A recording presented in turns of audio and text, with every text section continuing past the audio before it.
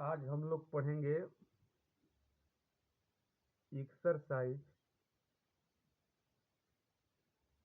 3.1 का question number 1 से लेकर के और जितना तक हो सके उतना एक वीडियो में बनाएंगे। इसके बाद नेक्स्ट वीडियो में बनाया जाएगा। जो क्लास 12 यानी क्लास 12 का चैप्टर 3.1 है, जिस चैप्टर का नाम है मैट्रिक्स, जिसको हम लोग हिंदी में कहते हैं अवयव। इसका हम लोग पहला सवाल देखते हैं कि पहला सवाल क्या कह रहा है। पहला सवाल में कह रहा है कि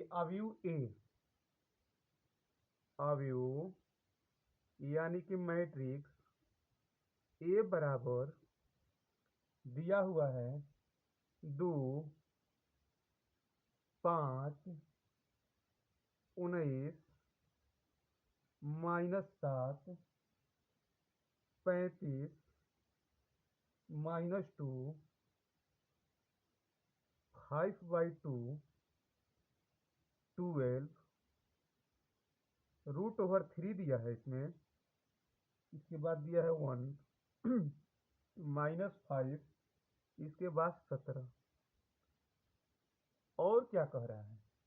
कह रहा है इसके लिए यानी कि क्वेश्चन नंबर 1 में दिया है कि इसमें ज्ञात करना है कि अवयव की कोटि कितना है, यानी कि अवयव की कोटि को ज्ञात करना है। तो अवयव को कोटि को आपको पता है कि रो पार्ट इंटू कॉलम पार्ट होता है, यानी कि m इंटू एन, जो कि m को बोलते हैं हम लोग रो और n को बोलते हैं हम लोग कॉलम, जिसको हिंदी में कहते हैं इसको पंक्ति और इसको क्या कहते हैं हम लोग स्तंभ कहते हैं। तो यहीं से मिला लीजिए कि मेरा m कितना है और n कितना है। m मिलाइए, देखिए m रो होता है, यानी 1, 2, 3, 3 गो रो हो गया। यहाँ लिख सकते हो 3 इंटू का इंटू n कितना है, मतलब कॉलम कितना है, 1, 2, 3, 4, यानी 4 कॉलम है। तो आपका आंसर हो जाएगा 3 इंटू 4, यानी कि कोटि कह रहा है तो m इंटू एन कर देंगे। आपको पता है कि ए आई जे द्वारा हम लोग क्या करते हैं, मैट्रिक्स को सूचित करते हैं। जब मैट्रिक्स को ए आई जे द्वारा सूचित करते हैं तो जो तुम्हारा आई जे होता है यही आपका कोटि होता है, यानी कि आई इंटू जे या ए एम इंटू एन जो होता है यही कोटि होता है। दैट इज मतलब कि M is equal to row matrix I N is equal to column matrix. तो आपका रो गिन लीजिएगा, 1, 2, 3 गो रो, 4 कॉलम, 1, 2, 3, 4 कॉलम हो गया। अब इसका सेकेंड पार्ट कह रहा है कि अवयवों की संख्या कितना होगा, यानी कि अवयवों की संख्या। जब अवयवों की संख्या कहेगा ज्ञात करने के लिए बाबू, तो यहां से कि तो आप काउंट कर लीजिएगा इसके अवयव को, इसके एलिमेंट्स को, या इसको मल्टीप्लाई कर दो। शर्ती यहाँ होता है 12, यानी गिनती कर लीजिए 1, 2, 3, 4, 5, 6, 7, 8, 9, 10, 11, 12, ये भी आपका हो जाएगा आंसर। अब कह रहा है तीसरा सवाल में, जो आपका तीसरा सवाल है वह कह रहा है कि अवयव अवयव दिया हुआ है। कह रहा है कि अवयव A13 का मान ज्ञात कीजिए। जब यहां से अवयव A13 का मान ज्ञात करोगे तो यहां से मिलाइएगा। A13 का मतलब क्या होता है, A13 का मतलब होता है कि 1 और 3, 1 का मतलब होता है रो और 3 का मतलब होता है कॉलम, यानी पहला रो का तीसरा कॉलम कौन होगा, यानी पहला रो देखिए यही है, पहला रो का तीसरा कॉलम। जब पहला रो का तीसरा कॉलम में ज्ञात करोगे तो उभयनिष्ठ आपका आ रहा है 19, जो 19 है ना वही दोनों में आ रहा है, तो ये भी A13 का मान हो जाएगा 19। 19 क्योंकि पहला रो में तीसरा कॉलम यानी दोनों में 19 आ रहा है, तो जो उभयनिष्ठ होगा उसी को हम लोग लिखेंगे। अब दूसरा कह रहा है कि A21 का मान ज्ञात कीजिए, मतलब A21। जब A21 का मान ज्ञात कीजिएगा तो पता है कि 21 है, तो 2 का मतलब होता है दूसरा रो, 1 का मतलब होता है पहला कॉलम, यानी कि दूसरा रो का पहला कॉलम अगर देखते हैं तो इसमें जो 35 आ रहा है ना, यही दोनों में उभयनिष्ठ आ रहा है, तो इसका मान हो जाएगा 35। अब इसके बाद कह रहा है A33 का मान ज्ञात कीजिए। जब A33 का मान ज्ञात कीजिएगा तो आपको पता है कि कोटि में 3 और 3 आ गया, तो पहला 3 का मतलब रो, दूसरा 3 का मतलब होता है कॉलम, यानी कि तीसरा रो का तीसरा कॉलम यहाँ मिला सकते हो। यहाँ तीसरा रो का तीसरा कॉलम जब मिलाएंगे तो इसमें 17 देखो बाबू उभयनिष्ठ आएगा। जब 17 होगा तो इसका मान हो जाएगा 17 यानी आंसर। इसके बाद अगला में क्या कह रहा है,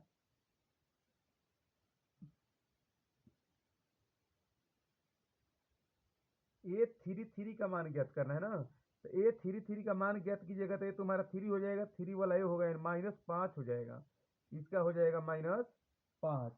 इसके बाद कह रहा है कि A24 मान ज्ञात करने के लिए, A24 का जब मान ज्ञात करोगे तो A24 मतलब कि दूसरा रो का चौथा कॉलम, तो दूसरा रो देखो यही है और चौथा कॉलम यही है, आपका वो हो जाएगा 12। 12 जो दोनों में क्या है, उभयनिष्ठ है। देखो दूसरा रो का चौथा कॉलम 1 2 3, चौथा कॉलम में 12 जो होगा दोनों में क्या होगा, उभयनिष्ठ होगा।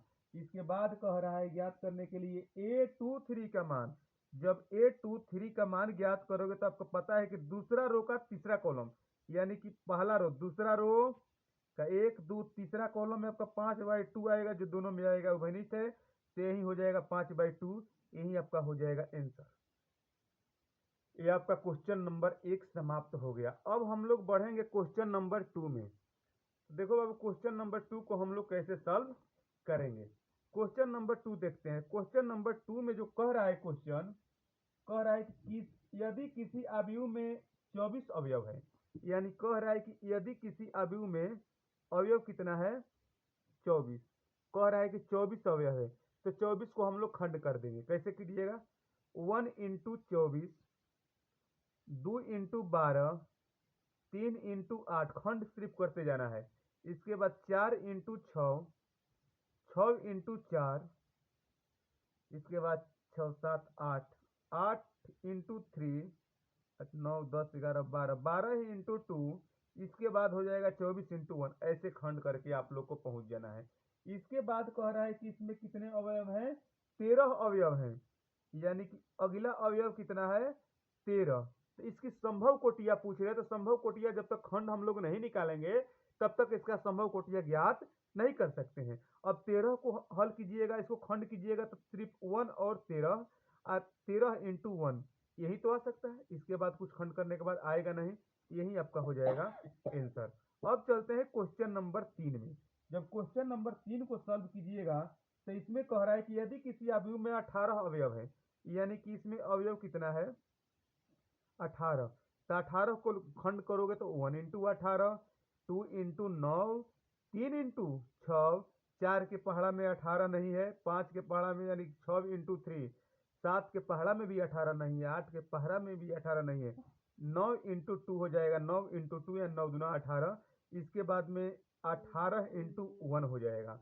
इसके बाद आगे कह रहा है बाबू कि अवयव 5 है, तो 5 को खंड करोगे तो 1 × 5, अब 5 × 1 यही तो होगा। ये आपका जितना खंड करके लिखो यही आपका हो जाएगा आंसर। अब इसमें कुछ हल करने की जरूरत नहीं है। अब चलते हैं हम क्वेश्चन नंबर 4 में। जब क्वेश्चन नंबर 4 में चलोगे तो इसमें दिया हुआ है कि 2 × 2 ऑर्डर का एक आप लोग को मैट्रिक्स बनाना है, जिसमें कह रहा है कि A मैट्रिक्स में Aij। तो 2 × 2 ऑर्डर का जब बनाओगे तो A बराबर लिख सकते हो A11, A12, A21, A22, यानी 1 1 का मतलब आपको पता है कि पहला रो का पहला कॉलम हो जाएगा, 1 2 का मतलब है कि पहला रो का दूसरा कॉलम, 2 1 का मतलब होता है दूसरा रो का पहला कॉलम, 2 2 का मतलब है कि दूसरा रो का दूसरा कॉलम।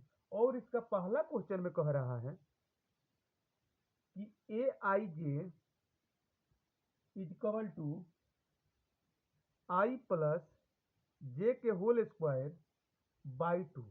अब इसको 2 × 2 ऑर्डर का एक मैट्रिक्स बनाना है। आप लोग कैसे बनाओगे, अब सोच सकते हो कि इसको कैसे बनाना है। 2 × 2 ऑर्डर में बनाएंगे तो आपका ए बराबर जो मान दिया है इसको लेंगे पहले A11 का। जब A11 का लीजिएगा मतलब कि आई का मान भी 1 है और जे का मान कितना है, 1 है। आई का मान 1 और जे का मान 1, तो यहाँ से देखो रख देंगे आई के जगह पर 1 और जे के जगह पर 1, होल स्क्वायर दिया है तो होल स्क्वायर, अब बाटा में 2 है तो 2। और बाबू रे एक का एक जोड़िएगा तो 2 होता है, 2 का करेंगे हम लोग स्क्वायर, अब बाटा में हो जाएगा 2, 2 का स्क्वायर करेंगे 2 दूनी के 4, अब बाटा में हो जाएगा 2, 2 के स्क्वायर यानी 2 दूनी के 4 हो जाएगा। अब यहाँ से निकालोगे A12 का मान।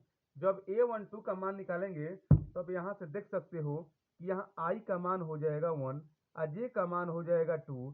इसका जैसे स्क्वायर दिया है कर देंगे स्क्वायर। अब बाटा में 2 है तो 2 कर देंगे। 2 1 3, 3 का स्क्वायर कर देंगे। अब बाटा में 2, 3 के स्क्वायर 3 के 9, अब बाटा में हो जाएगा 2। ठीक है। अब हम लोग आगे हल करते हैं A21 का मान। जब A21 निकालोगे ना तो इसमें I का मान अब 2 हो जाएगा और J का मान कितना हो जाएगा 1। तो यहाँ से निकालेंगे I के जगह पर 2 और J के जगह पर 1। इसका जैसे स्क्वायर दिया स्क्वायर, अब बाटा में 2 का 2, 2 1 3 के स्क्वायर, अब बाटा में 2, 3 के 9, अब बाटा में हो जाएगा 2। अब यहाँ से निकाल देंगे A22 का मान। I का मान 2 और J का मान भी 2। यहाँ लिख सकते हो I के जगह पर 2 और J के जगह पर 2 और जैसे पूरा का स्क्वायर दिया हम लोग कर देंगे स्क्वायर।